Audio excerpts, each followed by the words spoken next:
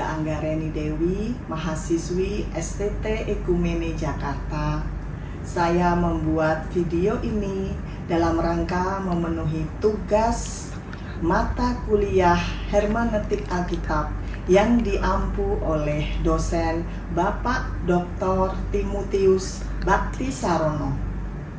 Saya memberi judul Kehendak Allah atau Selera Dunia yang diambil dari Nas Alkitab Roma 12 ayat 2 yang berbunyi, "Janganlah kamu menjadi serupa dengan dunia ini, tetapi berubahlah oleh pembaharuan budimu, sehingga kamu dapat membedakan manakah kehendak Allah, apa yang baik, yang berkenan kepada Allah, dan yang sempurna." Pemahaman dari beberapa terjemahan. Yang pertama, New Living Translation, "Don't copy the behavior and customs of the world, but let God transform you into a new person by changing the way you think. Then you will learn to know God's will for you, which is good and pleasing and perfect." Yang kedua, New King James Version, "And do not be conformed to this world, but be transformed by the renewing of your mind, that you may prove what is that good and acceptable and perfect will of God." Yang ketiga, Berean Standard Bible, "Do not be conformed to this world, but be transformed by the renewing of your mind. Then you will be able to test and approve what is the good, pleasing, and perfect will of God." Ayat paralel dari Roma 12 ayat 2 ada di Efesus 4 ayat 23 sampai 24. "Supaya kamu dibaharui di dalam roh dan pikiranmu, dan mengenakan manusia baru yang telah diciptakan menurut kehendak Allah di dalam kebenaran dan kekudusan yang sesungguhnya." Kemudian ada juga di dalam Kolose 3 ayat 10, "Dan telah mengenakan manusia baru yang terus-menerus diperbaharui untuk memperoleh pengetahuan yang benar menurut gambar kalibnya." Ada juga di dalam Titus 3 ayat 5 yang berbunyi, "Pada waktu itu Dia telah menyelamatkan kita, bukan karena perbuatan baik yang telah kita lakukan, tetapi karena rahmat-Nya oleh permandian kelahiran kembali dan oleh pembaharuan yang dikerjakan oleh Roh Kudus." Latar belakang Roma 12 ayat 2 berbunyi dalam kitab terjemahan baru, "Janganlah kamu menjadi serupa dengan dunia ini, tetapi berubahlah oleh pembaharuan budimu, sehingga kamu dapat membedakan manakah kehendak Allah, apa yang baik, yang berkenan kepada Allah, dan yang sempurna." Secara historis dan sastra, surat Roma ditulis oleh Rasul Paulus sekitar tahun 55 sampai 57 Masehi kepada jemaat di Roma yang terdiri dari orang Yahudi dan non-Yahudi atau Gentiles. Roma 12 ayat 2 berada dalam bagian paranetik atau nasihat praktis dari surat ini. Setelah Paulus menjelaskan doktrin keselamatan di Roma 1 sampai 11, bab 12 berfokus pada kehidupan Kristen yang praktis sebagai respons terhadap anugerah Allah. Ayat ini merupakan bagian dari seruan Paulus agar umat Kristen hidup secara berbeda dari dunia sekuler dan budaya sekitar, yang pada saat itu dipengaruhi oleh nilai-nilai Romawi pagan dan berbagai tekanan sosial. Posisi dalam surat Roma merupakan bagian dari bagian kedua surat Paulus pada jemaat Roma. Bagian pertama di pasal 1 sampai 11 berfokus pada doktrin teologis tentang keselamatan melalui iman kepada Kristus. Bagian kedua, pasal 12 sampai 16 adalah tentang aplikasi praktis dari doktrin tersebut dalam kehidupan sehari-hari orang percaya. Ayat 12 pasal 12 ayat 2 ini menjadi semacam jembatan yang menghubungkan pemahaman teologis dengan tindakan praktis. Konteks jemaat di Roma.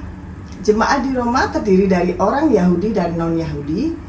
Mereka hidup dalam masyarakat Romawi yang memiliki nilai, norma, dan kebiasaan yang sangat berbeda dengan ajaran Kristus.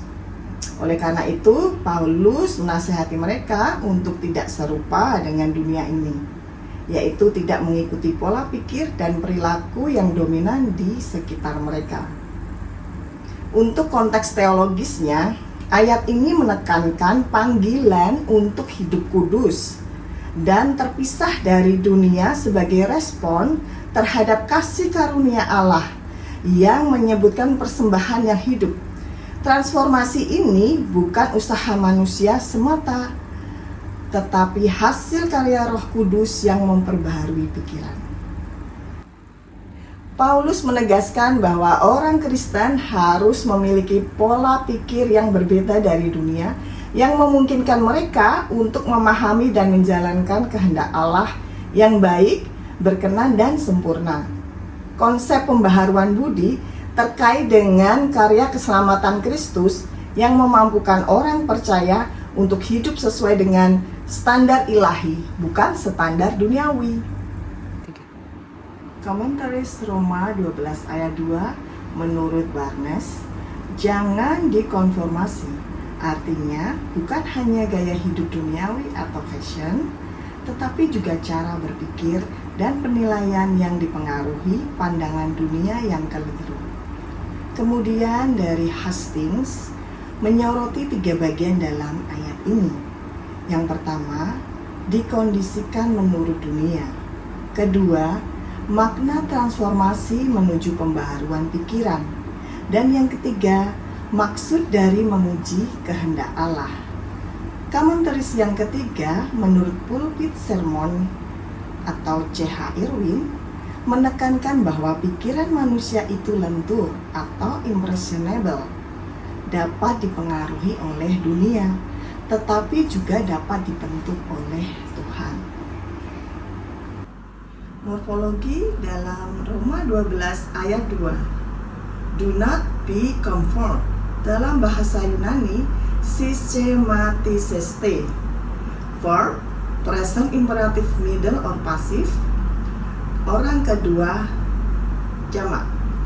Kemudian tudis atau tauto dalam bahasa Yunani. Demonstrative pronoun, datif maskulin singular. Ada juga world dalam bahasa Yunani aloni, noun datif maskulin singular. Kemudian ada bat atau dalam bahasa Yunani Allah, conjunction. Ada be transform dalam bahasa Yunani metamorphose.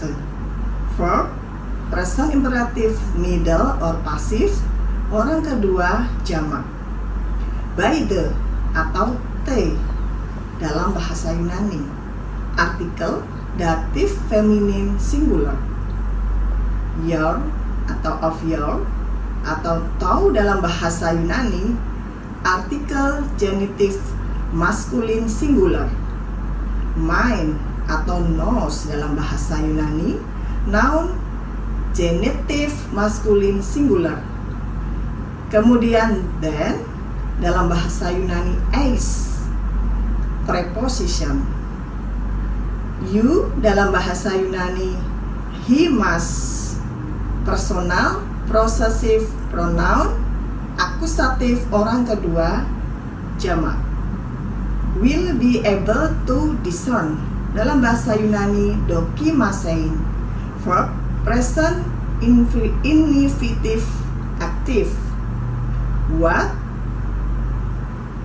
dalam bahasa Yunani ti, interrogative indefinitive pronoun, nominative neuter singular. The dalam bahasa Yunani to, artikel nominative neuter singular. Good atau agaton dalam bahasa Yunani, adjektif nominatif neuter singular, placing dalam bahasa Yunani euareston, adjektif nominatif neuter singular, and atau kai dalam bahasa Yunani yaitu conjunction, perfect dalam bahasa Yunani teleion, adjektif nominatif neuter singular, will, the lerma dalam bahasa Yunani, noun nominatif neuter singular, dan of God dalam bahasa Yunani theo, noun geninatif maskulin singular. Kritik teks terhadap Roma 12 ayat 2 berpusat pada dua kontras kata kerja Yunani yang vital. Jangan menjadi serupa.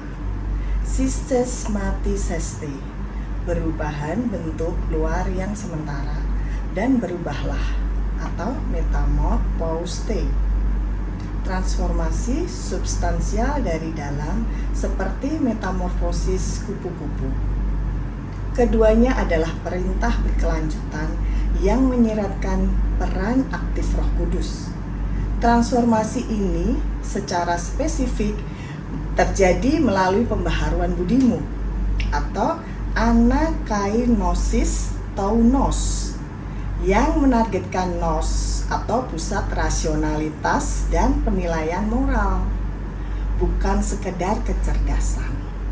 Tujuan akhir dari perubahan mendalam ini adalah agar orang percaya dapat membedakan atau dokimasein, menguji dengan tujuan menyetujui kehendak Allah yang dideskripsikan sebagai kehendak yang lengkap, yaitu yang baik, berkenan, dan sempurna. Makna dan implikasi Roma 12 ayat 2. Roma 12 ayat 2 menekankan bahwa perubahan hidup orang percaya tidak dimulai dari tindakan luar, tetapi dari pembaruan pola pikir. Ayat ini membedakan dua arah hidup. Yang pertama, jangan menjadi serupa dengan dunia ini. Berarti jangan membiarkan nilai, tekanan, atau standar dunia membentuk identitas dan keputusan kita secara otomatis. Yang kedua, berubahlah oleh pembaruan budimu, menunjukkan bahwa transformasi sejati terjadi ketika pikiran, persepsi, dan cara menilai sesuatu dibarui oleh kebenaran Tuhan. Ketika pikiran diperbarui, seseorang dapat membedakan mana yang benar-benar baik, bukan sekedar terlihat baik, sehingga kehendak Allah menjadi sesuatu yang jelas, logis, menyenangkan untuk dijalani. Sedangkan implikasi dari Roma 12 ayat 2 dalam kehidupan, hidup tidak lagi dikendalikan tren atau tekanan sosial. Orang percaya belajar menyaring pengaruh dunia, gaya hidup, nilai, popular, ambisi, dan pola yang bertentangan dengan karakter Kristus. Kemudian perubahan dimulai dari cara berpikir, bukan dari berperilaku spontan. Ayat ini menegaskan bahwa transformasi sejati bukan sekedar menahan diri, tetapi mengubah perspektif sehingga tindakan berubah secara natural. Ketiga, memerlukan proses pembelajaran rohani yang terus-menerus. Pembaruan budi berarti membaca firman, merenung, berdialog dengan Tuhan, dan membiarkan Roh Kudus mengoreksi bias dan cara pikir lama. Kita menjadi lebih bijak dalam membuat keputusan. Dengan pikiran yang diperbarui, orang percaya dapat membedakan mana yang baik sesuai karakter Allah, berkenan kepada Allah, dilakukan dengan motivasi yang benar, serta sempurna selaras dengan tujuan Allah atas hidup. Kemudian, identitas rohani menjadi pusat hidup kita, bukan kebutuhan untuk diterima dunia. Ayat ini menggeser fokus dari apa kata orang menjadi apa yang Allah ingin bentuk dalam hidup kita. Yang keenam, spiritualitas menjadi gaya hidup, bukan kegiatan sesekali. Pembaruan pikiran bukan pengalaman sesaat, tetapi ritme hidup yang mempengaruhi cara berpikir tentang pekerjaan, hubungan uang, mimpi, dan masa depan. Makna baru atau novelty dari Roma 12 ayat 2 dapat dilihat sebagai ajakan untuk menjalani evolusi batin yang sadar, di mana perubahan bukan sekedar meninggalkan pola lama, tetapi melakukan upgrade cara berpikir, seperti memperbarui sistem operasi jiwa. Alih-alih mengikuti tekanan dunia yang membentuk kita secara otomatis, ayat ini mengundang kita menjadi pribadi yang memilih bentuknya sendiri melalui pembaruan pikiran, sebuah proses kreatif yang terus-menerus. Dengan cara itu, kehendak Allah bukan hanya sesuatu yang dicari, tetapi menjadi sesuatu yang dapat dikenali secara intuitif.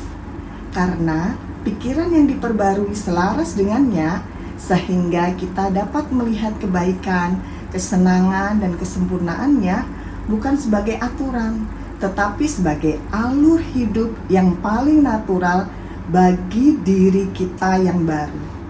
Demikian video tugas hermeneutik Alkitab. Terima kasih sudah menonton dari awal hingga akhir. Tuhan Yesus memberkati.